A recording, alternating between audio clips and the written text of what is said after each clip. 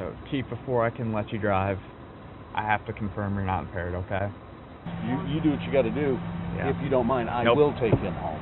I have known him for a lot of years. Yeah, no, understandable, and again, sorry to wake you up, Chief. Nope, that's okay. He and I are going to have a long talk on the way home. All right. Hazelwood, Missouri Police Chief Greg Hall, who had been with that department for 43 years and who was chair of the St. Louis Area Police Chiefs Association in 2019, was pulled over by another police agency on May 28th of this year on a traffic stop. He was, quote, hammered drunk. Was he carted off to jail like you or I would be? No. He was personally driven home by the police chief of that agency instead. But don't worry. The colleague police chief promised that he and I are going to have a long talk on the way home. By the way, Chief Hall made $118,000 just last year. A few days after this traffic stop, guess what? He retired. As of an investigative report by the St. Louis Post-Dispatch yesterday, July 14th, they confirmed that Chief Hall had not even been charged as of yet. Remember, the stop was on May 28th. Here's the body cam footage. How you doing tonight, sir? Do you have your driver license and insurance? Where you come from tonight? O'Fallon Police Department Officer Nathan Dye initiates a traffic stop on a vehicle he later describes as, quote, dodging sniper fire, referring to the excessive weaving of the vehicle on the road. The driver, almost from the very beginning, identifies himself as the chief of police in Hazelwood. Obviously aware that the body cam is rolling, Officer Dye apologetically initiates field sobriety tests. Chief Hall fails them. Next is the breathalyzer, which results in the chief blowing more than 2.5 times, that is, of the legal limit in Missouri. The reason why I pulled you over, you've been weaving quite a bit. Well, I know, because I was eating Okay, eating while driving. Okay. Well, how long has it been since your last drink? flowers. Couple hours. Okay. I'm a police officer. Where you work at? Hazelwood. Hazelwood? Okay. How long you been out in Hazelwood? Since 1979. Oh, wow. I'm actually the police chief. You're a police chief? Hazelwood? Alright.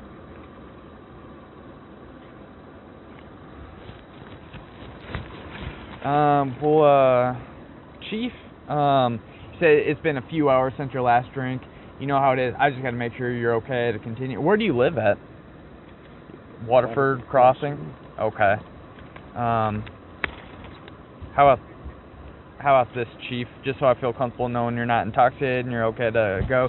Can you just recite the alphabet starting with letter D and ending on the letter N without singing? So D to N without singing. D what? Starting on the letter D and ending on the letter N without singing. So D to N without singing. D-E-F-E-G-H-I-J-K-L-M-N-O-P-Q. That's what a way I stop. And all right. Chief, do you have your police ID and stuff with you?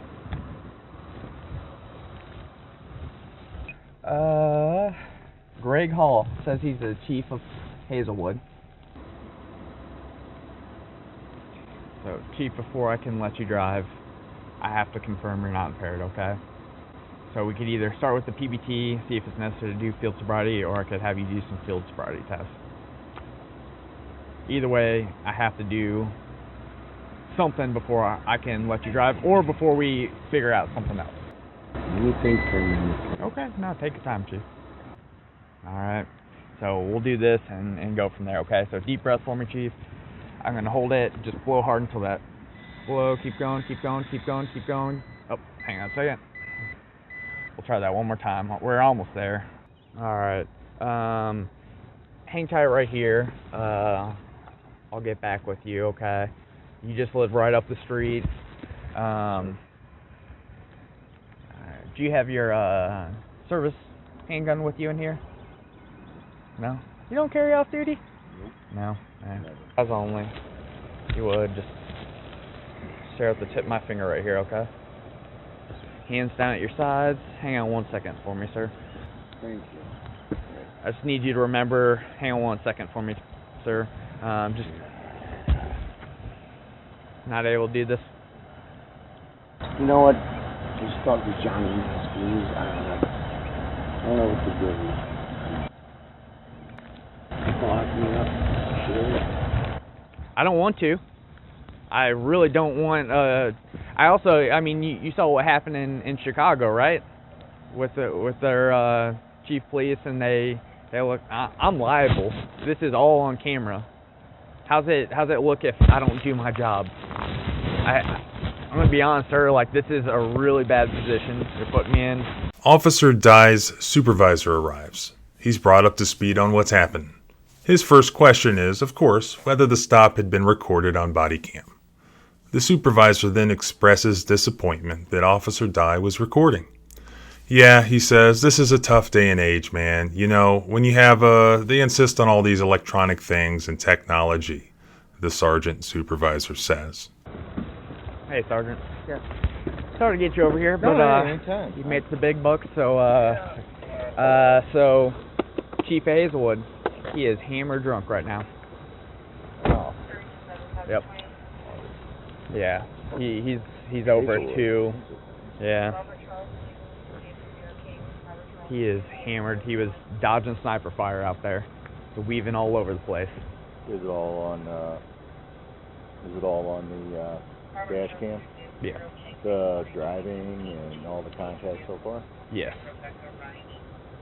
So he lives not too far from here, up the street, off K, I think.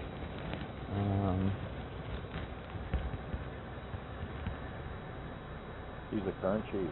Yeah. Says he's like six to 9 months or something away from retirement. What's he said? What's that? What has he said? What he said? Yeah, has he said anything? Has he? Said that he was coming from B-Hulls and went to White Castle to get some food and then was heading home. So I asked him to do the alphabet. This is before I found out anything, and he said that oh, sorry, he just completely butchered the alphabet. So Okay. so I got through all that, and then You got field sobriety? I haven't done field sobriety yet. Just observations. He's Yeah, this is a tough day and age, man. You know, when you have they insist on all these electronic things and technology. mhm. I'd handle it like you handle anything else. All right. It's your call. John Nesky, Chief Nesky, is on his way, Okay. and he's top. He's on his way up here. He's on All his right. way, and we did our job. Yeah. I'm fine. He's, like I said, yeah. It's all being on camera. No, hey, Chicago, I'm sure you remember when that whole superintendent. Listen, I'm not making. Yeah. This is not. You know, I gave and I'm still recording. I gave courtesy to my supervisor Absolutely. to let him know the issue, and because you know things like this are cause Yeah, no, absolutely. problems. Absolutely. So I wanted him to be aware of what our decision was and give him the opportunity to make a different one or contact the chief of police. And he contacted the chief of police, and he lives down the street, and he'll be here shortly. All right, perfect. I will back you 100% in any decision you make on that. I appreciate it. I don't want to lock up a chief or No, another he's officer. hammered, though. He's hammered, and he doesn't have VGN. This is a common thing for him. Oh, really?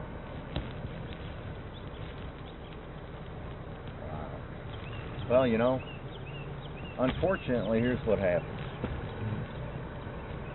It'll probably kill him eventually. Oh. Because if he does this regularly, his body's going to really get him. He's obviously got an issue. Yeah. No, I don't know. Hopefully, Chief will get up here and decide. But either way, yeah, just hopefully into retirement he doesn't make him sick. Hopefully. I got family out in Florida last time I was out there. Well, here's the I didn't see. It's not me. It's not you. And it's not Jordan.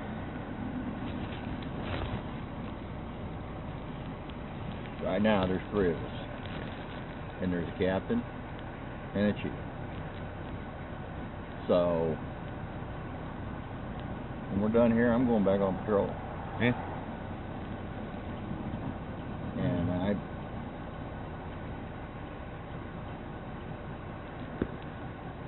our chief's a week from retirement. Then, O'Fallon Police Department Chief Neske arrives. After being contacted, apparently off camera, by Officer Dye and or his supervisor. The camera was turned off just before Chief Neske arrived. But another video, obtained by the newspaper, showed what happened.